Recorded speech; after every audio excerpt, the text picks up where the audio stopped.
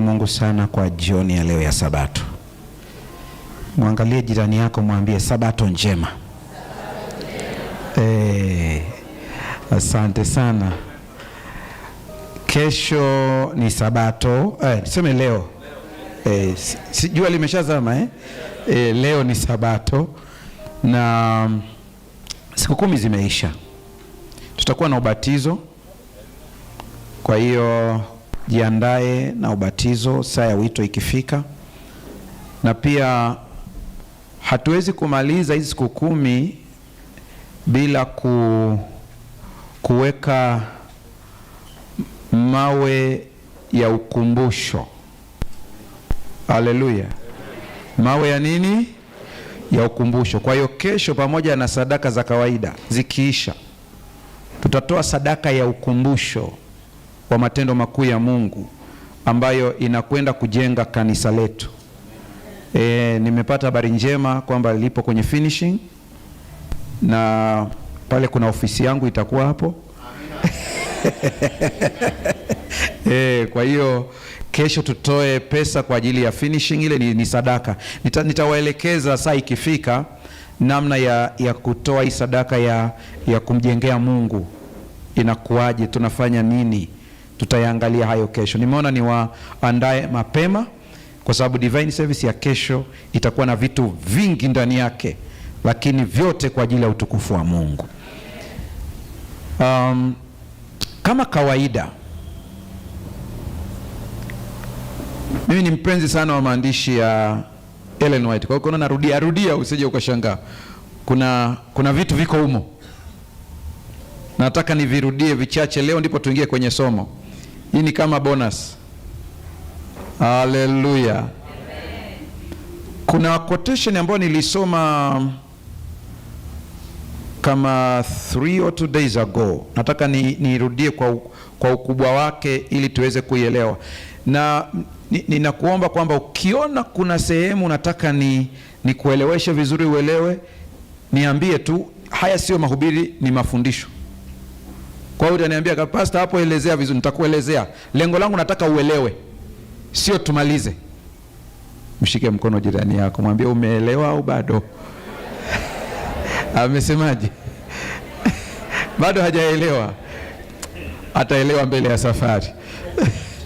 Haya, sikia maneno. God will be to us everything we will let him be. Mpaka hapo elewa kwamba kwa nini kuna mtu anatendewa muujiza, kwa nini mwingine hatendewi. Tatizo sio upande wa Mungu, tatizo liko upande wa mtu.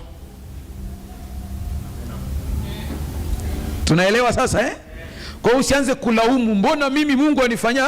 Anasema wewe inategemea wewe umemfanya Mungu kuwa nani. Sasa mimi ambaye naongea na wewe hapa, nimeamua na nimedhamiria siku zote nitamuona Mungu kama daddy. Wewe kama unamuona kama polisi, atakuwa polisi. Kama umeamua kumuona kama judge, atakuwa judge.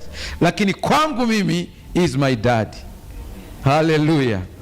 Sikia maneno, anasema our languid half-hearted prayers will not bring us returns from heaven.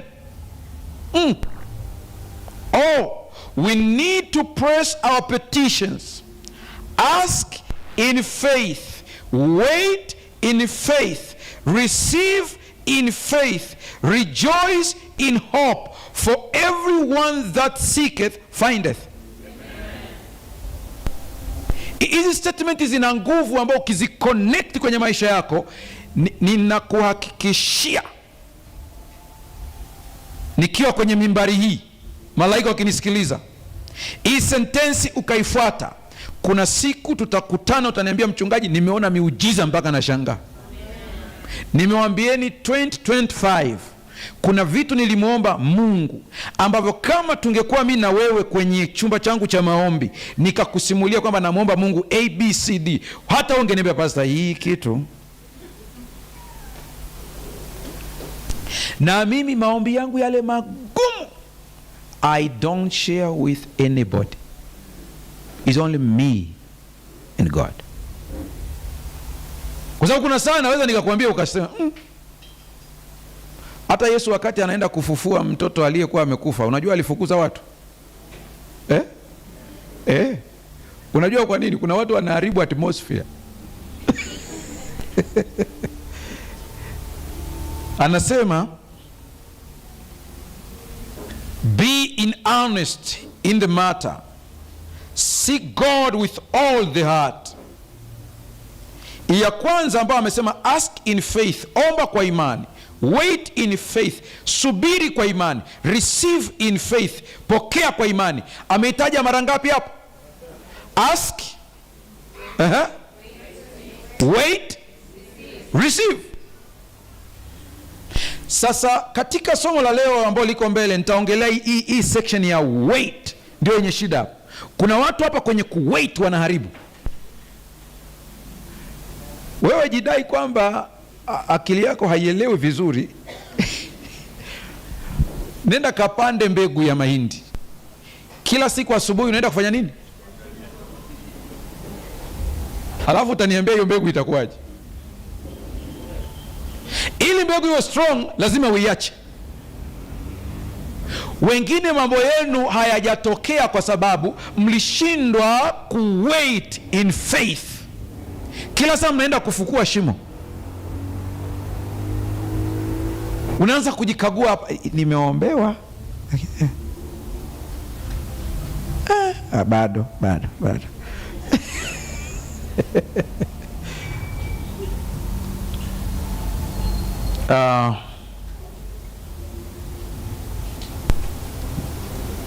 mwisho kabisa kwa leo, lakini kwa leo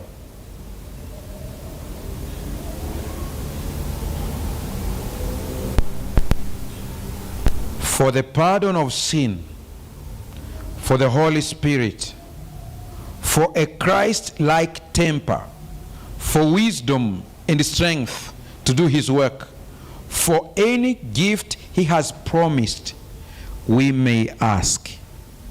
Then we are to believe that we receive and return thanks to God that we have received. Usikimbie ukaona kama umeielewa hii sentence. Yaani ukimwambia Mungu natoa mfano, hebu nyosha mkono. Ni kitu gani ambacho unatamani Mungu akutendee? Nipe tu mfano kimoja tu. Nyosha tu mkono.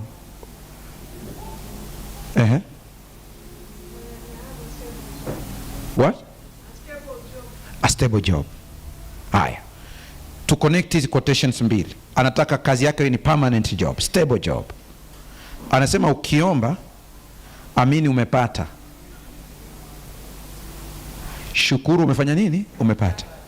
Sasa katika ulimwengu wa mwili utaonekana kituko ukishukuru umepata wakati upo kwenye temporary job. Yani temporary job you call it permanent. That is faith. Mwanzoni pale anaposema rejoice kwenye ile ambayo aliongelea 3, pray, wait, receive, all by faith. Maana yake ni nini? Lazima uwe na picture, image of what you want. Hallelujah. Hiyo permanent job we are talking about, see yourself walking in the office. Hallelujah. Jione ukisaini contract. Sign kabisa ile contract. One of the best thing I like is journaling. Hakikisha kwamba unakuwa na your own journal ambayo unaandika maombi yako, lakini andika maombi katika present perfect tense. Hallelujah. Andika hivyo, na ukisoma Elena amesema sema rejoice. Sasa how can you rejoice in this? Una rejoice kama vile kile kitu umekiona tayari, you are in it. Lakini amesema by faith. What is faith? There is no best definition of faith than Hebrews 11 verse 1. Faith is the assurance, the evidence. We see this evidence by faith. Hallelujah. Mimi hapa si niseme au niache? Nilikuwa naendesha mara ya kwanza kabisa. Mara ya kwanza wakati nianze kupractice faith, nilikuwa naendesha gari moja ya Toyota Wish. Lakini my dream car was Toyota Harrier. Nilipoanza kupractice faith, nikiendesha Wish, siiti Toyota Wish, I call it Harrier. Yeah. Kwa hata nikipiga starter ile gari, nina appreciate Toyota Harrier. Nikawa na Toyota Harrier black color. Nikaendesha ile kwa muda, hata ndio nilitoka nao Dodoma nikaenda mpaka huku Nakuru. Baada ya pale nikapenda Land Rover. Nikiendesha Toyota Harrier ninaita Discovery 3. Na ndio ikawa hivyo. Nikatoka hapo Discovery 3 nikasema hapana, this is 4. Yaani ilikuwa niko nimebakia kidogo nitoe ile lebo ya 3 niweke 4. Mwaka jana Mungu akanipa. Alosoni kwamba kila moja na mimi ni last born wa Mungu. Sasa hivi nikiendesha hii 4 naita Defender. Tukipita na Chris barabarani huko na notice Defender kuliko gari nyingine yoyote. Hata usiku tumepita ngambia Defender. Alipoangalia hii Defender ngambia sawa. Yaani lazima ije niione. Hata kama kuna magari mengi sana. Hallelujah. Nimewaambieni huyu Mungu ambaye nawaletea, kama kuna siku nitahubiri hapa ambalo mimi sio my life, nitakuwa mwongo na hili neno halitawagusa. Lakini huyu Mungu namjua. Unaweza kusema pastor, kuna saa pia unapata mashaka. Ndio. Nitakudanganya nikwambia sipati mashaka. Kwa sababu kuna siku namwambia Mungu vitu vikubwa. Kuna saa mpaka mimi nafsi yangu inatikisika. Ikitokea hivyo nafanyaje? Narudi kwenye msalaba haraka. Nisamehe kutokuamini kwangu. Naendelea mbele. Mimi nahitaji vitu pastor hapa kwa watu walioko hapa wa hii kanisa Parklands. Mwambieni Mungu vitu vikubwa, usimwambie Mungu vitu vidogo. Mwambie Mungu vitu ambavyo akitenda utakiri mbele ya microphone. Utawaambia watu, huu ni mkono wa Mungu. Hakuna mkono wa binadamu unaoweza kutenda haya. Unamwomba Mungu njugu, si utanunua hapo nje? Hakuna muujiza hapa. Kuna dada mmoja nimekutana naye leo hapa ameniambia kitu kizuri.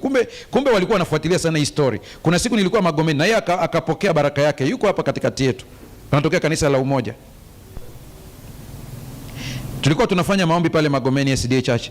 Tukaomba kuhusu viwanja na watu kujenga nyumba zao. Nikawaita watu pale siku moja wakaja na documents zao.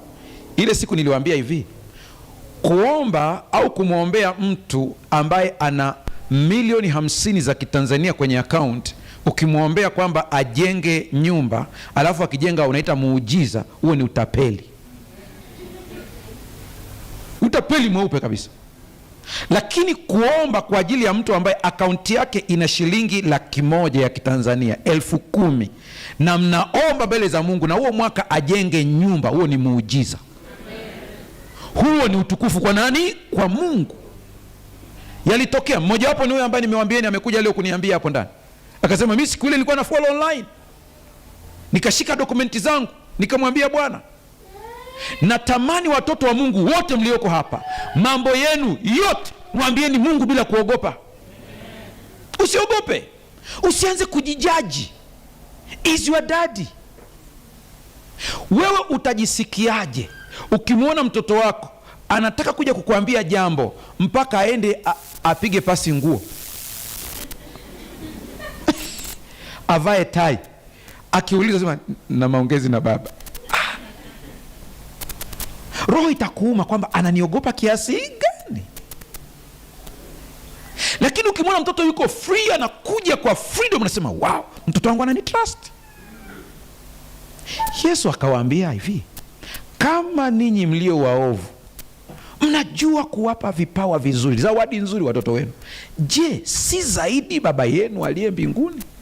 Narudi kwenye statement ya Ellen White, Mungu atakuwa vile utakavyoamua kumuweka. Hivyo hivyo. Nimemtumia Pastor Jacob, nimemtumia kitabu cha Jack Square cha Beyond Belief PDF. Kile kitabu naamini mna magrupu ya kanisa, mnaweza kikarushwa huko watu wote wakakipata. Ukisoma kile kitabu kitakuchange mtazamo kabisa.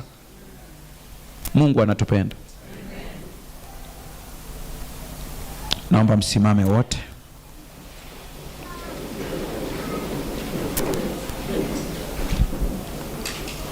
Baba, ninakutukuza kwa kuwa maneno haya umewaficha wenye elimu, ukawafunulia watoto wadogo. Hivi vitabu ulivitoa kwenye hili kanisa miaka mingi iliyopita, lakini kuna roho ilitushikilia tukashindwa kuvisoma kwa jicho la rohoni. Leo kabla hujafunga mlango wa rehema, umeamua kutufunulia, na kuomba kila anayesikia akachukue katika vitendo. Mimi ninachokuomba Mungu ni kwamba ninajua kabisa Yesu anarudi hivi karibuni, lakini kabla hajarudi, mali zetu zikatumike kuwaleta watu katika ufalme. Hata tukiomba uponyaji kwa mtu hapa, lengo ni kwamba huo mwili ukapone ili utumike kuleta watu katika ufalme. Kabla mlango wa rehema hujafungwa, tushangaze kwa baraka. Lakini makubwa kuliko yote, utuweke sawa rohoni. Maana hata ukitupatia yote hayo, tukishindwa kuwa sawa katika roho, kuna faida gani? Ukatusaidie hata hili somo ambalo nakwenda kulisema sasa kwa dakika hizi chache likabadilishe mtazamo wetu. Kwa jina la Yesu tumeomba, amen. Kwa wengine ambao najua yale masomo mnayo tayari, mnafuatilia kwenye kile kitabu, mtakuta kuna tofauti kubwa, kwa sababu nikiyachukua kama yalivyo huwa nina restructure yote ili yaweze kufiti audience. Kwa hiyo leo kuna somo zito sana ambalo linakata ndani, linaitwa mwongozo mkuu wa ukarimu wa kujitoa kikamilifu. Mwongozo mkuu wa ukarimu wa kujitoa kikamilifu. Wenzetu wa dini, kuna dini kubwa duniani: Judaism, Christianity, Buddhism, Hinduism, Shintoism na nyingine Islam. Hizo dini kubwa. Hizo dini zote unavyoziona, usije ukawadharau ukafikiri kwamba hawana ukweli kabisa. Kuna parts ya ukweli wanayo, na wengi unakuta wanacho miss ni hiki ambacho kwenye Ukristo tumekijua, wokovu kupitia Yesu Kristo, na Mungu anawafunulia kwa namna yake anavyotaka. Nina shuhuda nyingi za watu waliompokea Yesu huko Saudi Arabia huko kwa njia ya ndoto. Anaamka tayari ameshampokea Yesu. Kuna video nyingine imesambaa sana, nadhani wengine wameshaiona, ya bwana mmoja alikuwa ni imamu tu mkubwa mzee, ambaye alipoumwa alipata shida sana karibia ya kufa, akatokewa na Yesu katika sura ambayo yeye anaijua yeye mwenyewe. Akalia na akamuongesha kwa Kiarabu akimwambia kwamba nimekuja nikuponye. Yule bwana baada ya kupona amempokea Yesu Kristo. Kwa hiyo Mungu anajua atakavyofunulia yeye mwenyewe. Kwa nini nimesema yote haya? Kuna mambo mawili tusiyachanganye kwenye boksi moja. Wokovu wetu kwenda mbinguni hatuchangii chochote isipokuwa kumwamini Yesu Kristo kuwa Bwana na Mwokozi wa maisha yako. Kwa hiyo huna ambacho utachangia hata kidogo. Usije ukajidanganya. Biblia inasema mtu awaye yote asije akajisifu.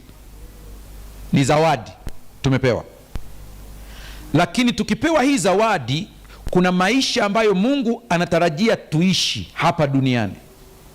Haya maisha ya duniani ni faida kwetu sisi, sio kwa ajili ya wokovu. Mtazame jirani yako, mwambie umeelewa au arudie tena? Amesemaje? Nirudie tena. Kuna maisha ambayo Mungu ameamua kwamba tuweze kuishi hapa, tufurahie maisha. Furaha ya Mungu ni nguvu zenu. Kwa hiyo Mungu anafurahia akiona mtoto wake unaishi vizuri, unakula vizuri. Kwenye kitabu cha Desire of Ages mahala fulani Ellen White anasema kwamba unapopata homa, Mungu Yesu ana feel pain. Anasema unaposhambuliwa na nguvu yoyote ambayo inakuathiri, ana feel the same pain. Kwa sababu sisi na yeye we are one. As he is, so we are. Sasa kuna maisha nataka tuishi. Kuna kanuni tukizi apply tutaona matokeo. Sasa shida hizi kanuni ni hivi. Hizi kanuni zikiwa applied hata na mtu ambaye hajamwamini Kristo, zinaleta matokeo. Hapa Kenya, katika watu ambao nimewasema sana, ambao walinivutia sana, ni mtu alikuwa anamiliki, sio alikuwa, maana familia yake inaendelea kumiliki, Mombasa, anaita Mombasa Cement, something like that. Mombasa Cement. Mimi nilimuona tu wakati na cross hapo. Siku moja natoka Tanga tunavuka, nikasikia stori za huyu mtu, nikaona watu wanakunywa chai asubuhi. Nikamwambia ndio huyo mtu anafanya hiyo kazi, anawapa bure. Siku moja nafundisha online, namsifia mtu mmoja akacomment asema lakini ameshakufa. Ni juzi ninaambiwa kwamba mtoto wake anaendeleza hiyo tena hapa Nairobi. Nikasema huyu mtoto amejua. Ukitoka hapo utaenda kwa Wahindu. Wale ambao mmefika Delhi, kuna sehemu moja ambayo unapita hapo na train, kuna tempo ya Wahindu iko hapo. Treni zikisimama watu wanakuja wengi, wanaleta vyakula free.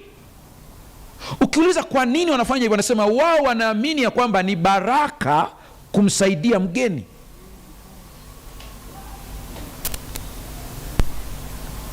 Mtume Muhammad sallallahu alaihi wasallam alikuwa na maswahaba wake wengi sana, ambaye ni maarufu anaitwa Abu Huraira radhiallahu anhu.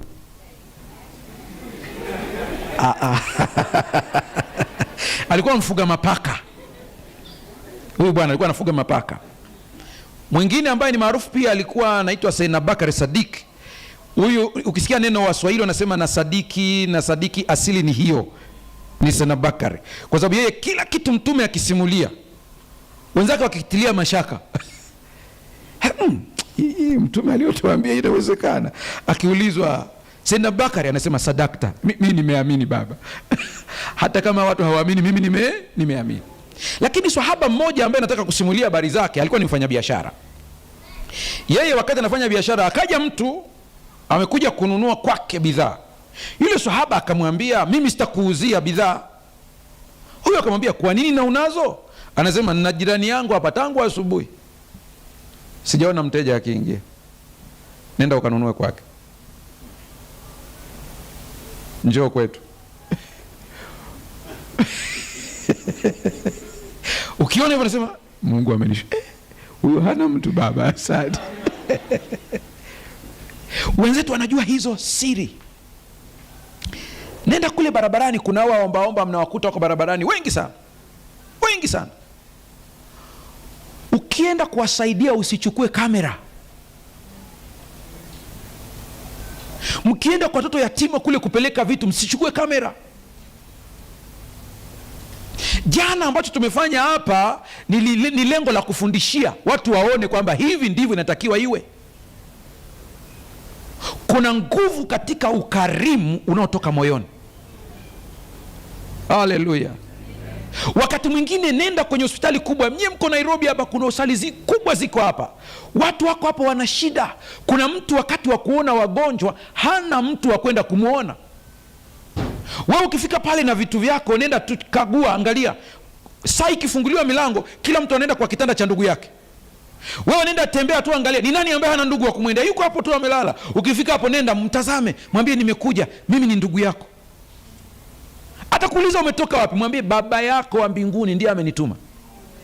Anakuuliza jina lako ni nani, mwambie huna haja ya kujua jina langu, ila jua baba.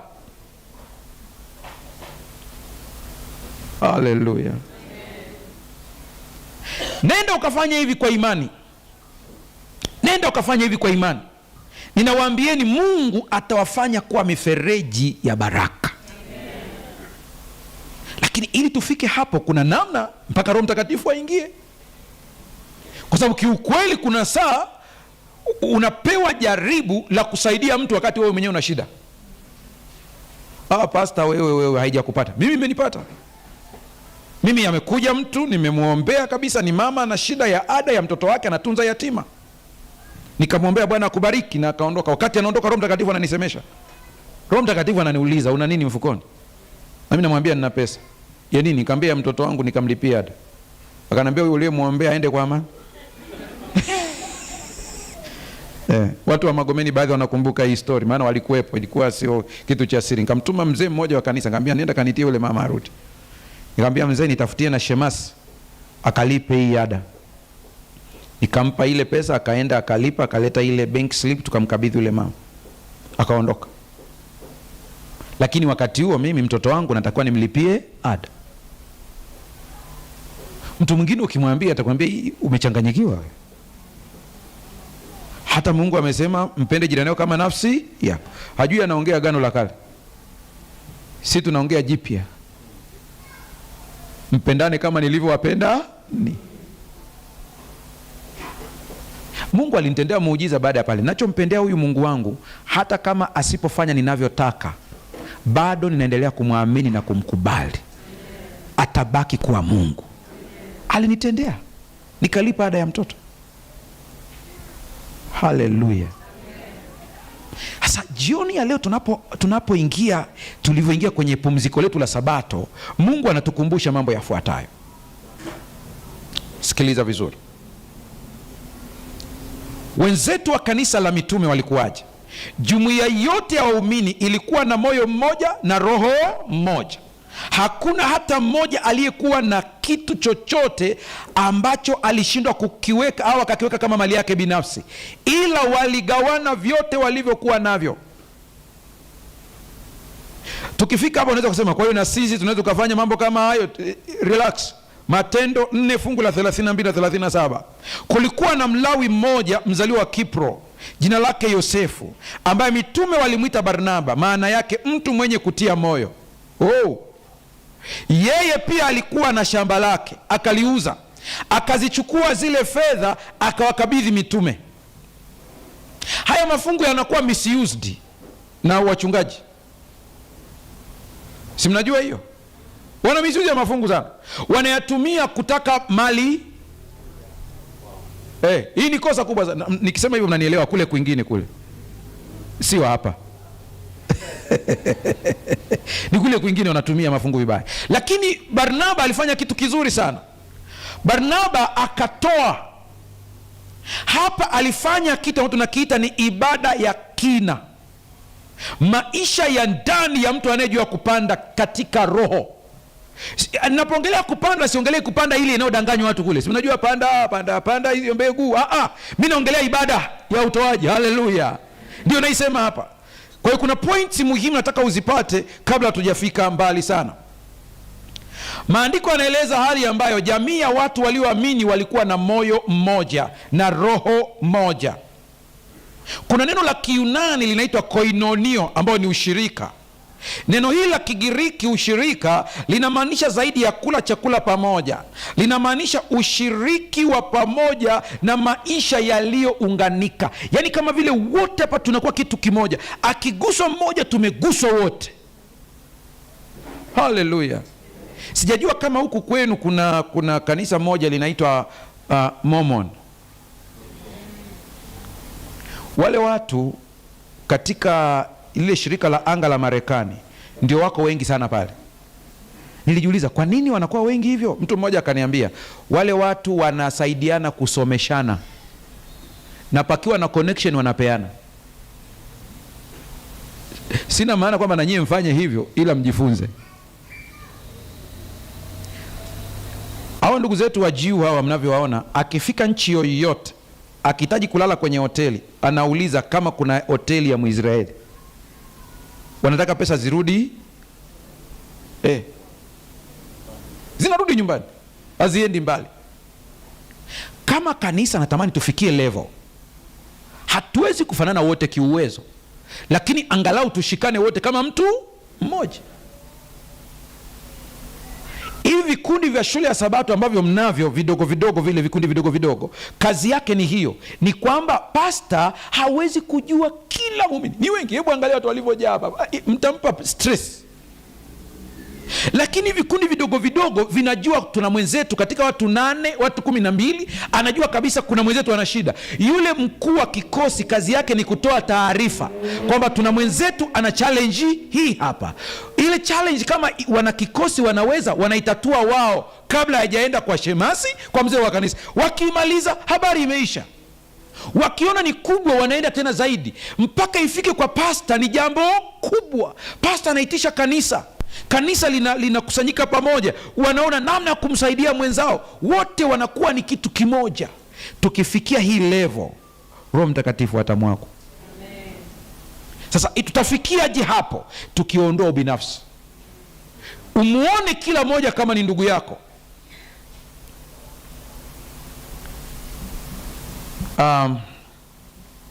Katika sheria za wakati huo, koinonio ilitumika pia kwa wabia wa biashara, business partners. Hasara ya mmoja ilikuwa hasara ya wote. Tumeweza hiyo. Ukimwona mwenzetu alikuwa vizuri kwenye biashara, amepanda pale juu, sasa hivi ameanguka pap, tunaanza kumsengenya. Unaona ameshaanguka kibiashara. Kuna kabila kule kwetu wanaitwa Wachaga. Kuna baadhi ya zile koo zao ndogo ndogo, akitokea kwao kuna mtu ambaye hafanyi chochote, yani hayuko sawa sawa, anaitwa kikao. Wewe maisha yako yakoje? Akieleza nimekosa mtaji, wanachanga wote wanampatia mtaji na wanafuatilia kwa ukaribu zaidi. Ninajua shetani anataka kuiharibu hii. Kwa sababu gani? Tumeumizwa na waumini wenzetu pia. Kweli si kweli? Kwa kuna saa unaogopa kwamba nikimpa kazi atani disappoint. Ile ni njia ya shetani ya kuharibu hiyo connection. Ndio nikawambieni jana, tunasamehe sio kwa sababu hatujakosewa, ni kusamehe kwa kuchagua. Nimechagua kusamehe. Na ukichagua kusamehe, elewa kwamba lazima uweke boundaries. Hallelujah. Yes. Barnaba alipouza shamba lake, ukiona uko baadaye, kwa sababu ya muda nataka kuparaphrase, baadaye kabisa mbegu ya Barnaba iliota kama matokeo makubwa. Barnaba ndiye aliyemsaidia Paulo. Wakati watu wote wamemkimbia Paulo, Barnaba ndiye alimsaidia kumkuza kiroho. Unajua Barnaba ndiye pia alimsaidia Marko. Baada ya Marko kushindana na nani? Na Paulo. Yeye ndiye akamsaidia. Unamwona akitwa kwamba yeye ni mleta faraja, anajua namna ya kuleta faraja. Kwa hiyo matokeo ya kile alichokifanya, yani kitendo cha kuuza lile shamba ikawa ni sehemu ya kuachilia nguvu ya Mungu ingie ndani yake, karama yake ionekane. Sina maana ukauze shamba sasa. Kila mmoja Roho Mtakatifu atamuonyesha ni kitu gani anatakiwa kuachilia. Haleluya. Sikia hii.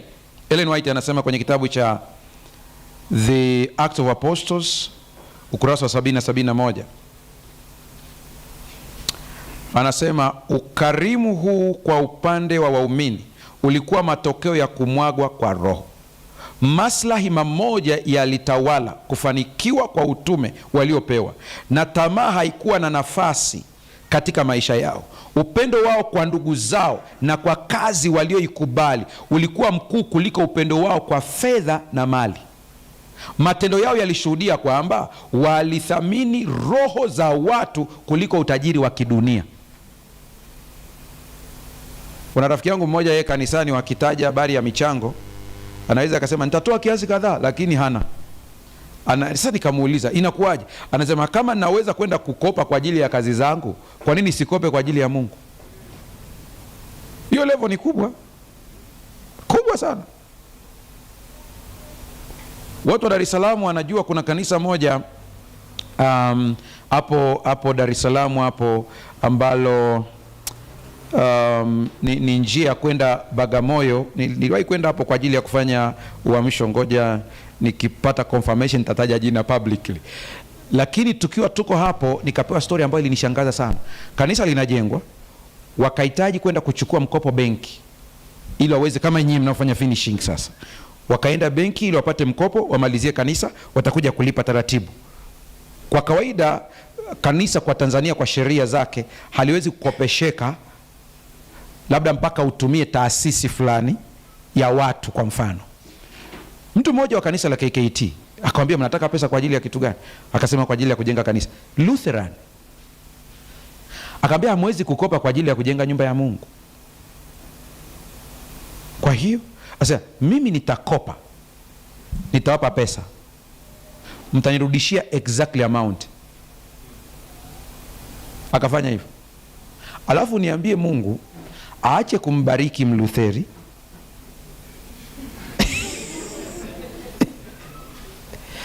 aende kubariki mtu ambaye anajua kushika sabato tu lakini sio mkarimu. Sikia, utashika sabato vizuri kabisa lakini kiuchumi huna hela. Na ukijiuliza ni kwa nini? Mungu anakuambia kanuni yangu mimi naangalia mfereji wa kupitishia. Asa kuna vitu ambavyo utavifanya baadaye vitakuumiza, lakini Mungu atakusaidia uweze kuvifanyia kazi. Ninaruka kidogo niende kwenye kanuni za asili: kupanda, kupasua na kutifua. Kanuni 3. Nikizimaliza hii tunaingia kwenye maombi. Kuna kanuni za asili: kupanda, kupasua na kutifua. Kutifua ni ile ambayo tunapiga jembe, udongo unakuwa upside down. Hizi ni kanuni ambazo ukizijua kwenye maisha yako utazikubali. Namba 1, kanuni ya kupanda. Ili ni tendo la kuachilia mbegu kama kifaa cha kutunzia, storage device. Mbegu inaonekana ndogo lakini inabeba misitu ya baadaye. Nguvu hiyo imefungwa, locked, mpaka mbegu iachiliwe kutoka mkononi mwa mpandaji kuzikwa ardhini. Sikia vizuri. Wakati mwingine kuna vitu umeshikilia kwenye maisha yako, umeshindwa kuwa mkarimu na mtoaji. Mungu akivitazama anasema siku akiamua kuachilia, pop, ikidondoka ardhini ni msitu unaotoka. Mtoto mmoja alikuwa anampenda sana mhubiri anaitwa Bill Graham, kama sijakosea jina lake. Mama yake akamuuliza yule mtoto, unatamani nini? Anasema, natamani kwenye maisha yangu nimshike mkono pastor siku moja tu. Nikimshika tu mkono roho yangu itaridhika. Wakatangaza mahubiri yako pale. Yule mtoto akamwambia mama, kesho tuwahi tukae mstari wa mbele. Pastor kimaliza kuhubiri nimshike tu mkono. Mama akamwahi mchungaji ambaye ndio mwenye kanisa, akamwambia mtoto wangu, yani roho yake itaridhika akimshika pastor. Kama mimi nikiwa mdogo nilikuwa nimehakikisha ninamshika mzungu nywele na nikapata hiyo chance. Mchungaji amehubiri, amemaliza, anashuka mimbarani pale. Alishaambiwa na pastor mwenyeji kwamba kuna mtoto anakupenda yuko hapo, pastor usije ukaondoka bila kumsalimia. Pastor naye akakubali, akasema mwekeni hapo, tukitoka nimsalimie. Wakati anashuka tu pastor akamwambia yule mtoto ndio huyu. Kale katoto kalivyomuona pastor, automatic kama wewe na mimi, aibu ikaanza kumshika. Amefurahi kupitiliza. Mama yake anamwambia, si ndio huyu ulikuwa unasema mshike mkono? Mchungaji naye akanyosha mkono ili amshike, lakini kale kajamaa kamekunja ngumi. Pastor akashika kwa juu. Mama akakasirika, anambia, wewe ndio ulinihangaisha, hasa ushiki mkono, kwa nini ushiki? Anamwangalia mama yake, anaangalia chini. Mama alivyosogea akamwambia, una shida gani? Akamwambia, mama, nina gololi yangu mkononi hapa, pastor asije akaichukua. Kwa kumbe angeiachilia tu ndipo angemshika pastor mkono. Ninachowaombea ni hiki: kila mmoja akitoka hapa, Mungu akufungulie macho, akuonyeshe kiroho Ni kitu gani umeshikilia kinazuia baraka? Siku moja nikamwambia watu hivi, kuna nguo tunazo ndani, kuna viatu tunavyo vimeblock baraka. Utajuaje hii nguo na kiatu kina block baraka zako? Kama una miezi 6 hujavaa hiyo nguo,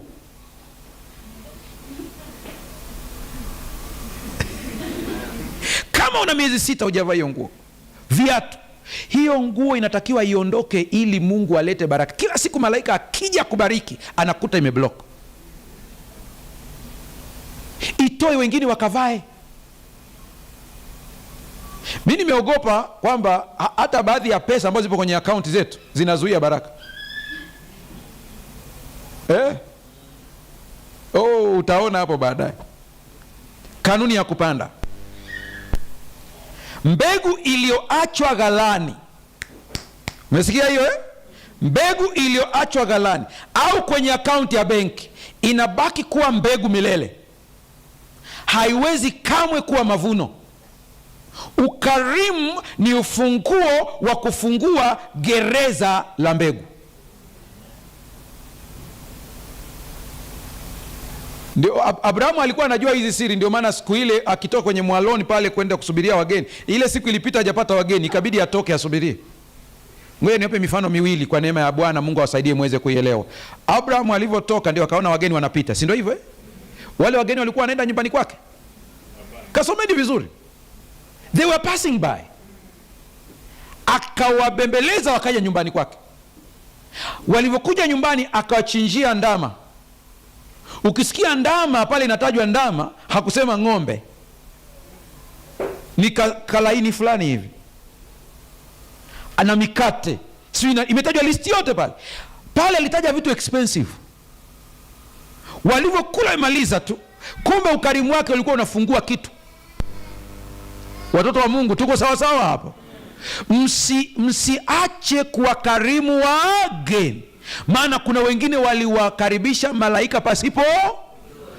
Mnamkumbuka Mshunemu?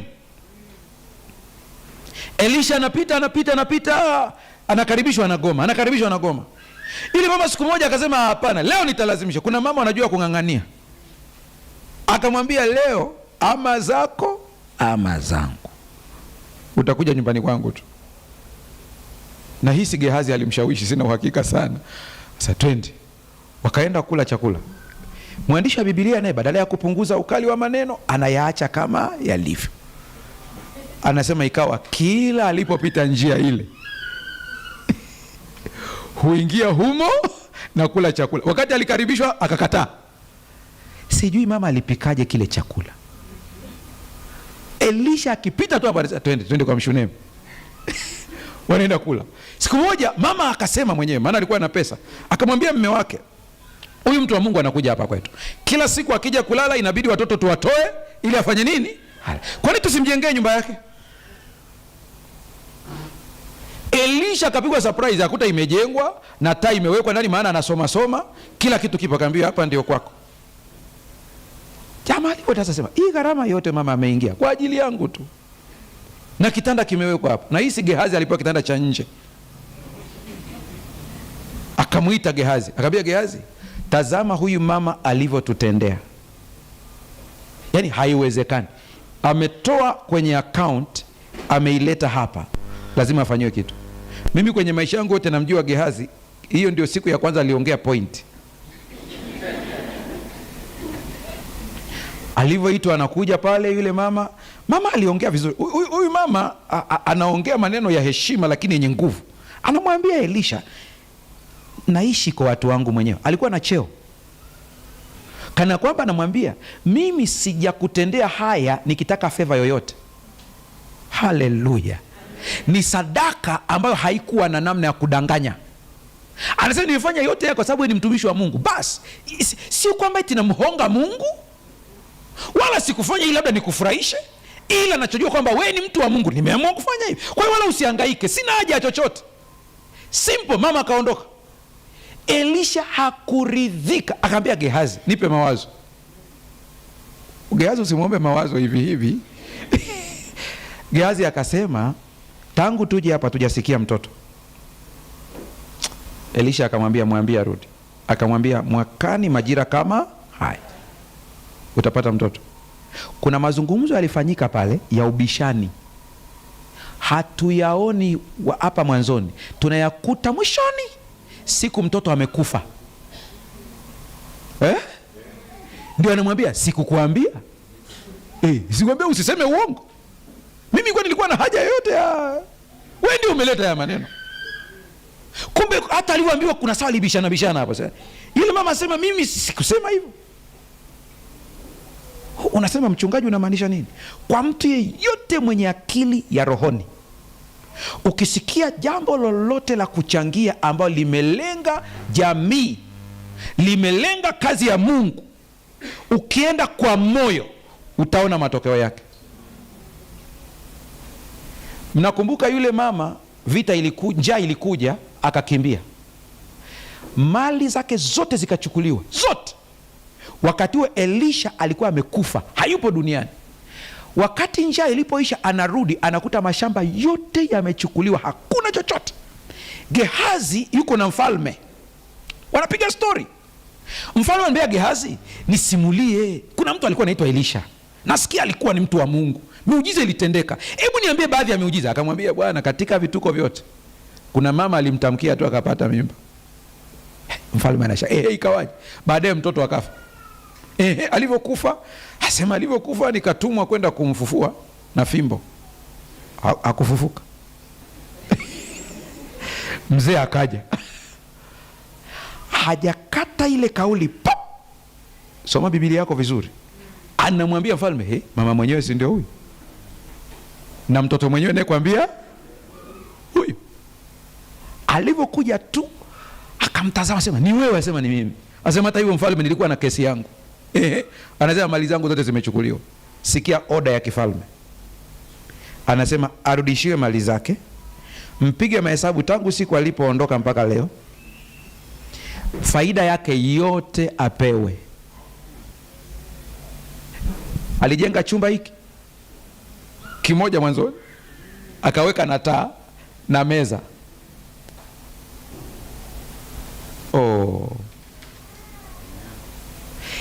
Ingekuwa kanisa la Wasabato ni kama makanisa mengine ya Kipentekoste ambapo sadaka inaenda kwa pasta, mngesema pasta anatuhubiria haya ili tumpelekee, si ndio hivyo?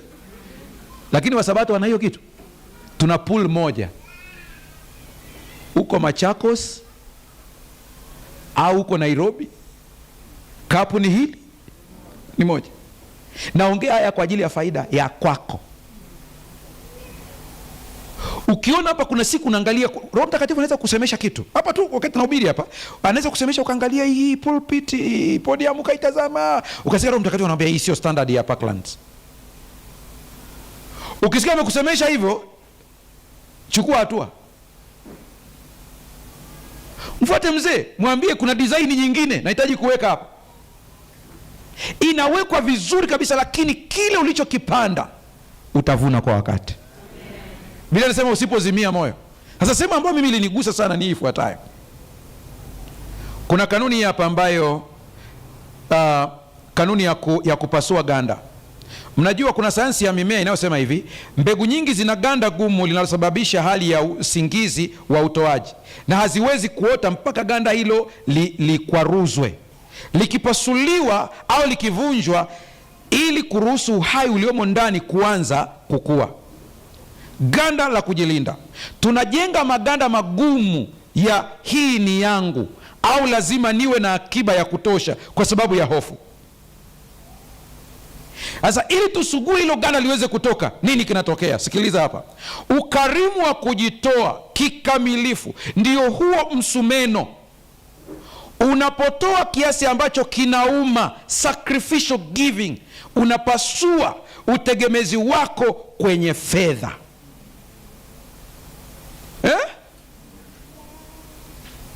Nimewambieni mbele za Mungu aliye hai hakuna pasta, ila kuna David Mbaga. Kwa Mungu hanitreat kama pasta. Pasta ni jukumu alilonipa, nitaulizwa kwa kitengo chake. Lakini ikija kwenye hoja ya Ukristo, Mungu ananiambia naweka hapa, umewaambia watu kwamba kuna sacrificial giving, je, na wewe umefanya?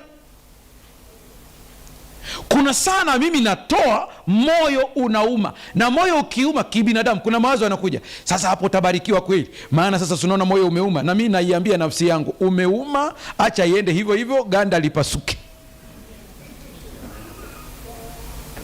Haleluya.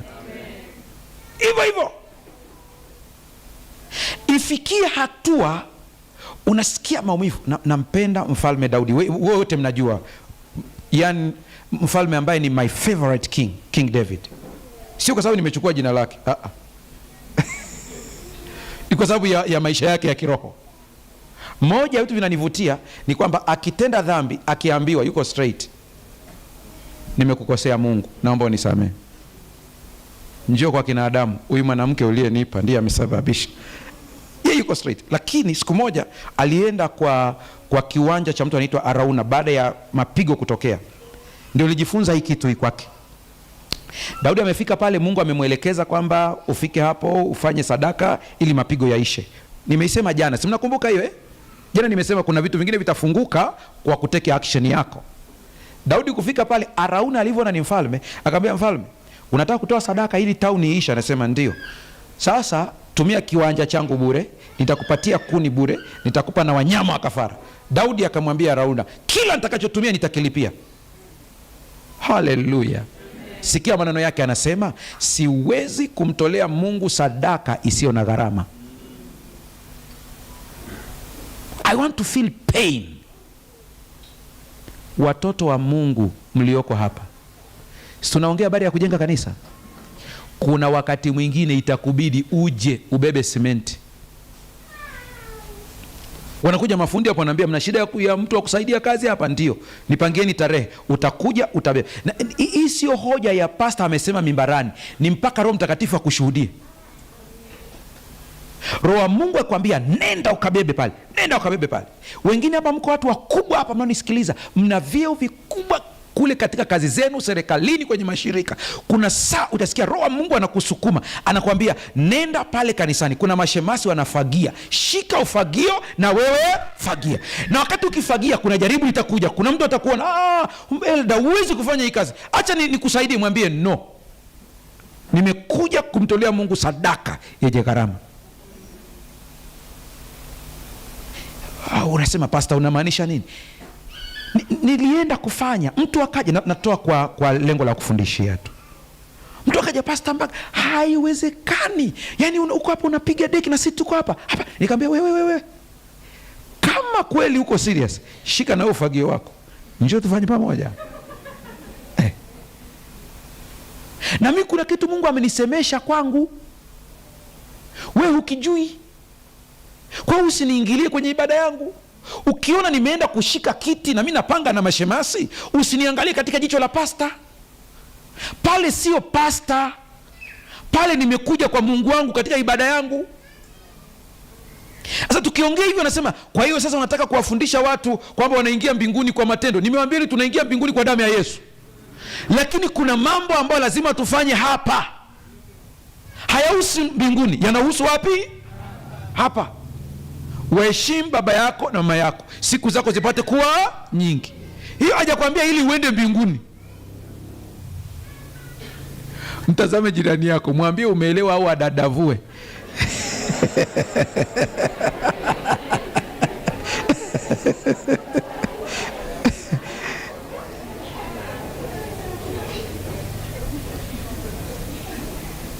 Udongo ukitifuliwa, ukichanganywa hivi, udongo ungeongea, ungesema nasikia maumivu. Kuna wakati Mungu anaruhusu vitu vije kwenye maisha, vitu tikise. Ukiona kimekuja kimekutikisa, mtoto wa Mungu usikimbilie kulalamika. Piga magoti, mwambie Baba, unataka nijifunze nini? Mchungaji, siku hizi mimi siongelea habari ya watu watoe 20%. Hiyo ni ya watoto kiroho. Yani ambayo ni watoto kiroho inabidi wafundishwe hiyo. Lakini ambao wamekomaa kiroho hawaongozwi na percentage, wanaongozwa na sacrifice. Kuna mtu nimemkuta kwenye kampuni yake Dar es Salaam, anatoa katika faida yake ya kampuni, anatoa 40% ya profit yote. Nilienda mpaka nikasema huyu mtu ni wa namna gani? Hii inawezekana kabisa. Mungu atusaidie tuchukue hatua. Watoto wa Mungu, kwenye kitabu cha Marko sura ya 4 fungu la 20 kuna kanuni tunaita 30-60-100. Na hawa ndio waliopanda katika nchi njema, walisikia neno, wakalipokea, wakazaa 30 na 60 na 100. Mungu akakusaidie ukapande katika udongo mzuri. Nimefunga ili nielezee, tuingie kwenye maombi. Relax. Sio kila udongo unafaa kuweka mbegu yako. Lazima umuulize Mungu, niweke wapi? Unaweza ukawa mshiriki wa Parklands, lakini ukiingia kwenye maombi unasikia Mungu anakuambia kasaidie kanisa Kajiado. Usije ukapingana na Mungu, nenda kafanya hivyo. Hapa tuna watu kesho watakuja hapa ambao mimi nawafahamu kabisa, hawasali hapa, lakini kesho wanakuja kwa lengo moja tu, wanakuja kushiriki sadaka ya ujenzi wa kanisa la Parklands. Mungu atakusukuma hivyo, nenda ukamtii. Ukianza hii kanuni ya ukarimu, kuna vitu utakumbana navyo tu, ni kuandaa kisaikolojia. Moja, utaona matatizo yako ni mengi na mahitaji ni makubwa. Automatic. Ukiona hivyo ujue kwamba shetani anataka akushike ili usiwe mkarimu. Namba 2, ambayo hii ikae kwenye akili yako, utaumizwa na watu uliowasaidia. Na inauma. Ukiumizwa na watu uliowasaidia, elewa namna ya kuvuna baraka out of pain. Haleluya. Unajua kanuni hiyo ya kuvuna baraka out of pain? Safi. Sentensi chache. Mfalme Daudi amefukuzwa na Absalom, anakimbia akafika sehemu inaitwa Mahanaim. Ni sehemu ambayo chini kuna njia, juu kuna kama mlima. Shimei wa familia ya Sauli akachukua udongo, akaanza kumrushia nani? Daudi. Akamwambia, nenda we mtulie jaa damu, Mungu amekulipa, uliua familia yetu. Anaendelea kumwaga ile udongo. Ni dharau. Mmoja hapo kati ya bodyguard wa Daudi akamwambia, bwana wangu mfalme, niruhusu niende nikalete kichwa cha huyu mbwa mfu. Ni tusi hilo. Mbwa mfu maana yake huyu jamaa hapo sio trained soldier. Kwa hiyo situmii nguvu nyingi, naenda tu kuchukua kichwa, anafanya nini? Nakuletea. Na wale jamaa wakiwaambia analeta kichwa, analeta kweli, ila ni kwa oda ya mfalme. Daudi akamwambia, nina nini nawe enyi wana wa Seruya? Seruya alikuwa dada yake na Daudi. Akamwambia, nina nini na wewe? Utajiuliza, mbona anasema kitu kizuri anakutetea? Daudi akamwambia, hapana, acha. Mungu amemwambia mtukane Daudi. Acha nitukane, acha nirushie mavumbi, maana kwa kufanya hivi Bwana atageuza maumivu yangu. Hasa wewe shida ukitukanwa machozi, wakati wanasoma nimewasaidia, leo wananitukana, wananiita mimi hivi na hivi. Ukisikia wamekutukana, wamekuongelesha maneno mabaya wakati uliwasaidia, nenda kwenye magoti, mwambie Mungu, asante. Asante Baba, maana huenda kuna baya kubwa kuliko hili, umeamua ulibadilishe liwe matusi badala ya mauti. Haleluya. Inauma. Mimi naongea na wewe, kuna siku nilipata tabu kwa mtu niliyemsaidia kabisa kwenye maombi kabisa. Mwisho nikasikia, nikasema kama ni hivi sitasaidia mtu tena. Siku hiyo Mungu akanigeuzia kibao, naye akaniuliza, karama ni ya kwako au ni ya kwangu? endelea. Mungu atusaidie sana. Naomba tusimame. Ukiwa umesimama hivyo hivyo,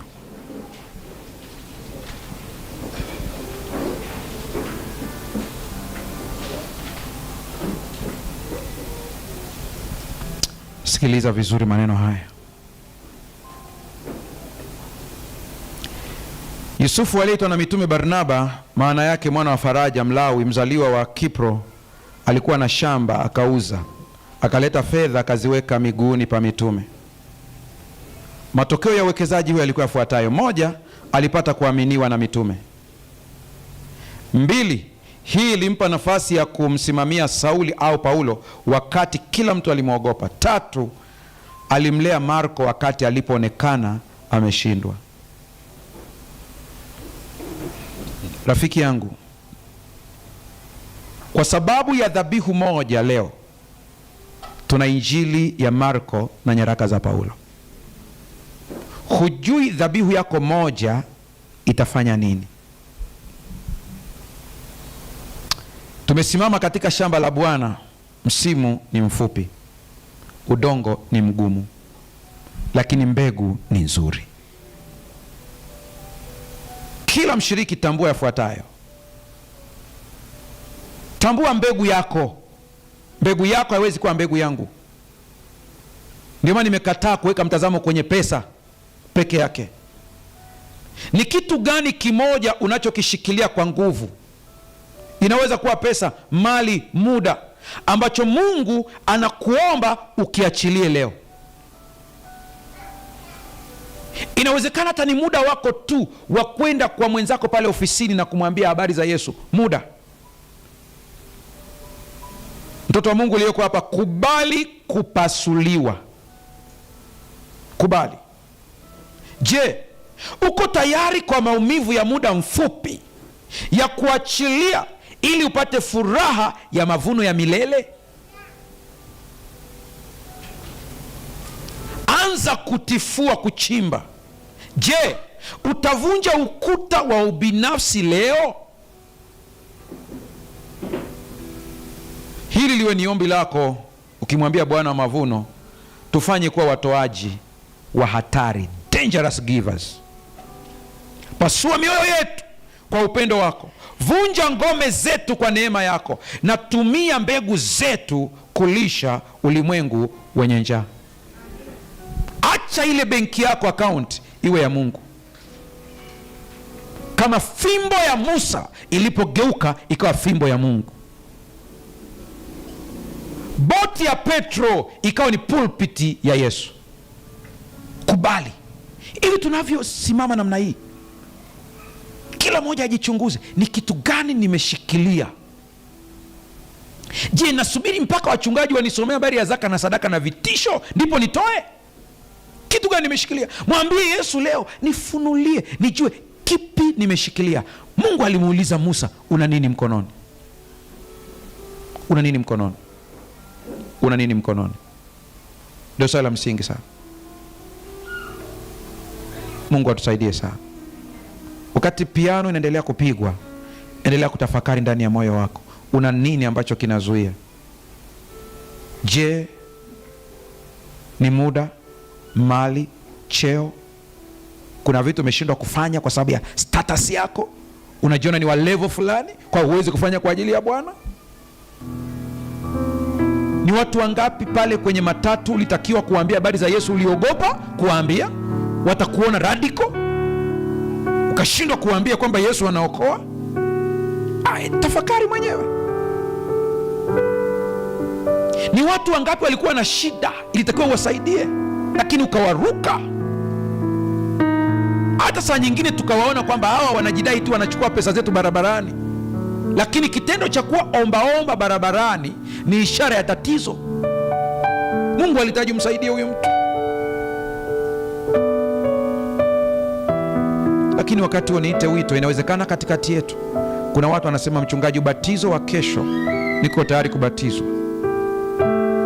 Nyosha mkono wako mahali ulipo bila kuogopa mtu yeyote.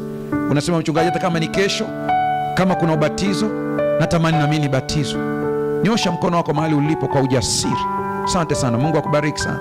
Mungu akubariki sana. Mungu akubariki. Nyosha mkono wako kwa ujasiri bila kuogopa mtu. Mungu akubariki sana. Mungu akubariki sana. Barikiwa na Bwana. Endelea kunyosha, endelea kunyosha. Naona kuna watu kule. Endelea kunyosha, endelea kunyosha. Kwa nini msipige hatua tu hapa mbele? Mchungaji awapokee na wazee wa kanisa washike mkono. Tembea kwa ujasiri, usiogope. Tembea. Njoo tu hapa mbele, sio huku kwangu nilipo, hapa tu hapa. Mchungaji atawashika mkono na wazee wa kanisa. Wazee wa kanisa naomba muwapokee hao watu. Mungu awabariki sana. Tembea tu, tembea, usiogope. Tembea. Tunahitimisha kesho kwa ubatizo. Tembea. Tembea. Mungu awabariki sana. Tembea. Kuwa jasiri. Usiogope mtu. Tembea. Tembea, tembea, tembea. Kama unasikia Roho Mtakatifu anakusukuma kwa ajili ya ubatizo, tembea. Tembea. Tembea mahali ulipo. Tembea mahali ulipo. Tembea. Tembea. Mungu akubariki sana. Mungu akubariki sana. Mungu akubariki sana. Lile box letu lije hapa mbele.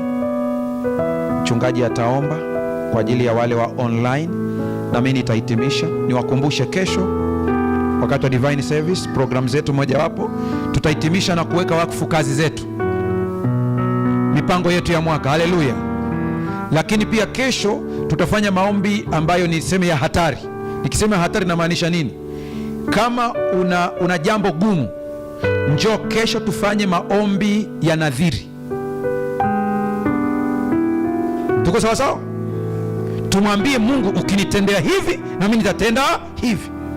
Kesho njoo nitakuonyesha nguvu ya nadhiri ambayo hata mimi sielewi vizuri. Kesho njoo tumwambie Bwana, tuhitimishe kwa kishindo. Kwa neema ya Bwana natamani Mungu ainue watu waliofanikiwa, ili dunia ijue sio lazima kuwa Freemason ili ufanikiwe. Hakuna haja ya kupigia magoti Illuminati. Tunaye Mungu anayebariki. Asante sana. Bwana abariki sana. Lile box linapokuja, pastor akija hapa mbele sasa, tunapoingia kwenye maombi haya,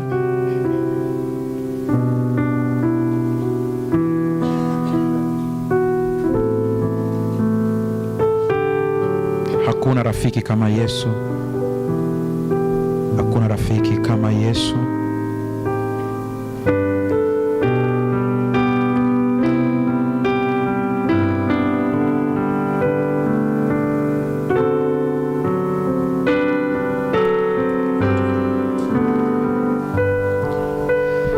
Hakuna rafiki kama Yesu.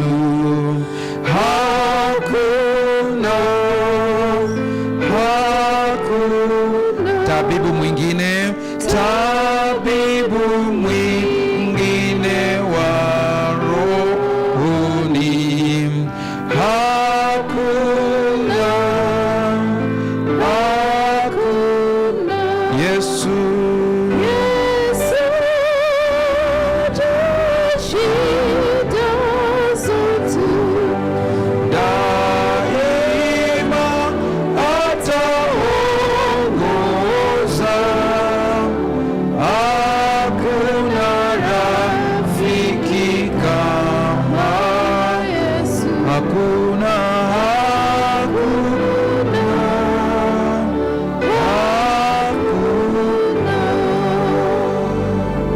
mazingira yako ulipo, ukijisikia kupiga magoti, piga magoti. Ukijisikia kusimama, simama. Kila mmoja kwa staili atakayojisikia. Mchungaji leo ataomba kwa ajili ya box hilo na watu wa online, alafu nitahitimisha. Endelea kuongea na Mungu, mwambie akufunulie, uone kuna vikwazo gani vinazuia. Sikiliza sauti ya Roho Mtakatifu ndani ya moyo wako.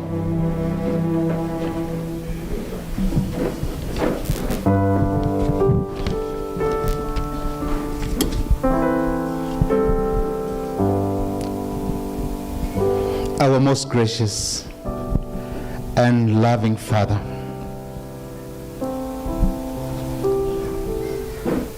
we are before your throne and before your presence. Yes.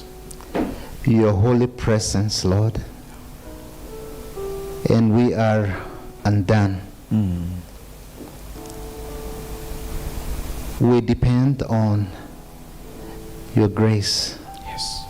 and the blood of thy Son, Jesus Christ, that was shed at the cross of Calvary. Oh, yes. Lord, we thank you for speaking to us again through your man servant, that we need to die so that we can be alive. Yes. We need to be broken so that we can be made whole.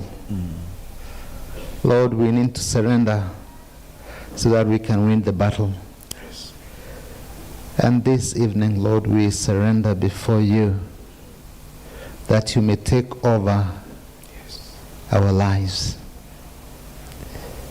Lord, we kneel before you this evening because you have children for the last 10 days. I've been writing down prayer requests. Lord, in faith that you're going to hear the prayers Yes. of your children. They drop these prayers in this box because they believe in your promises.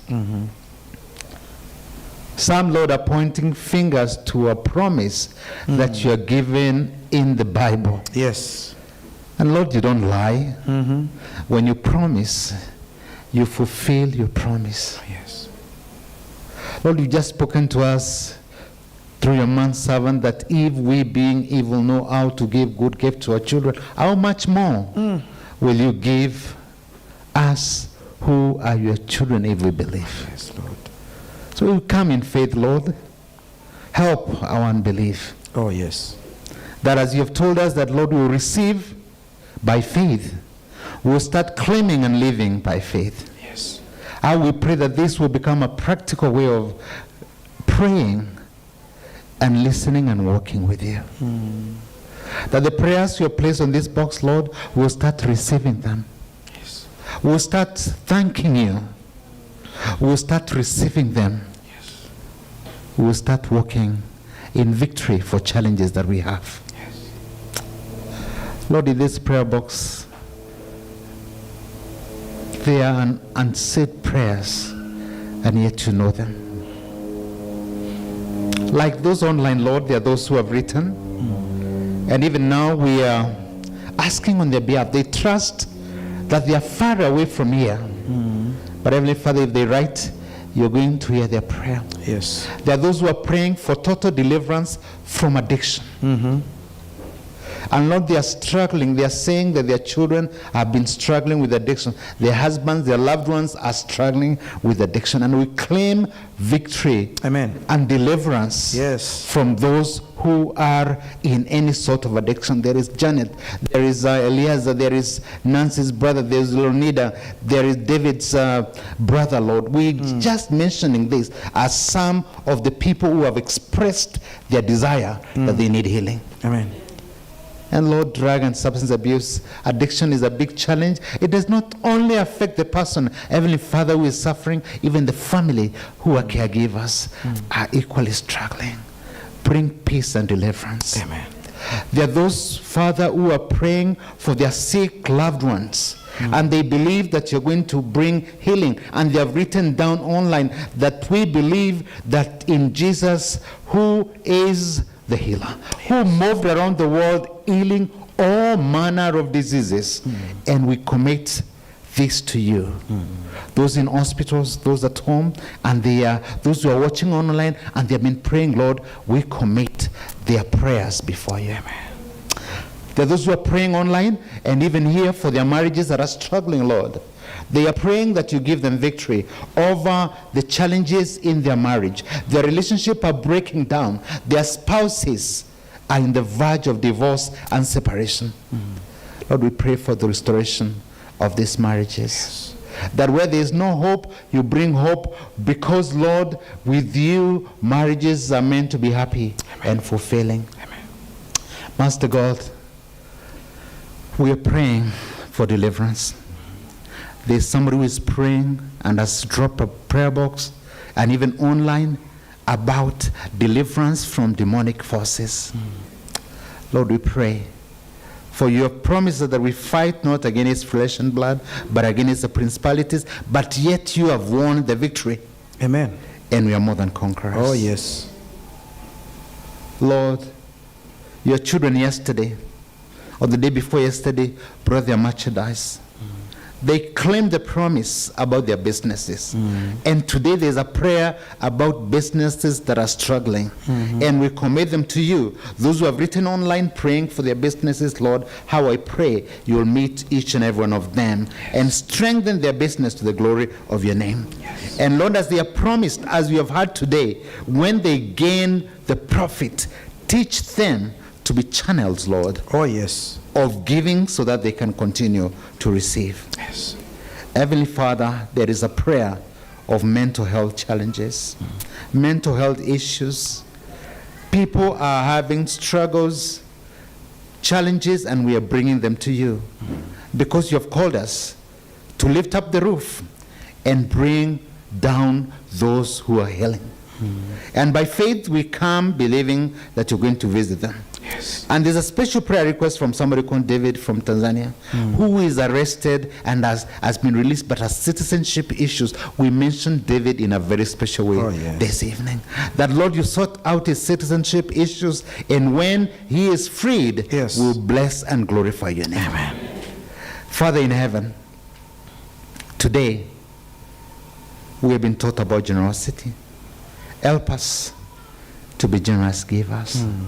To give all to you, to surrender all to you. And even for the sanctuary that you are building, the temple you are building, Lord, we wait upon you to see the victory in Jesus' name. Amen. As your manservant is going to continue to lift up the prayers, we dedicate ourselves to you. Amen. That you speak to each and every one of us your blessings. We pray in Jesus' name. Amen. Amen.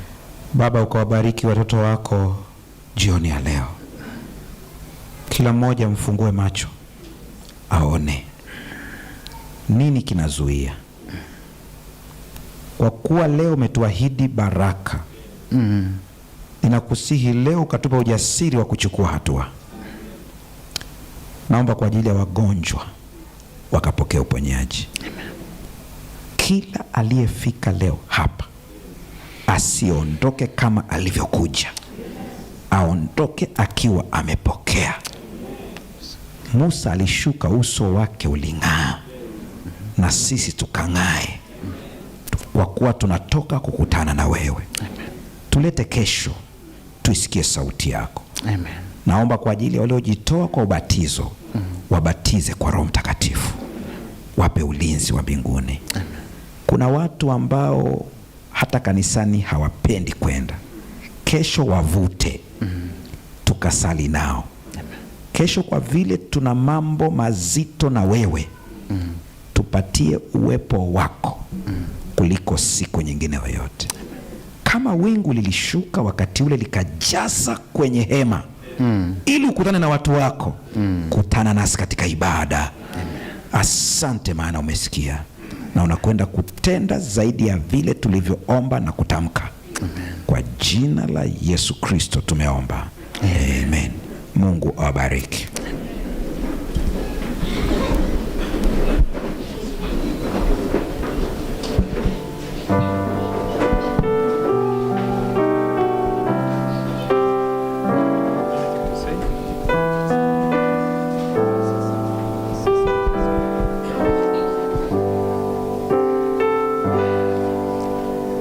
Praise the Lord, church. The Lord is good.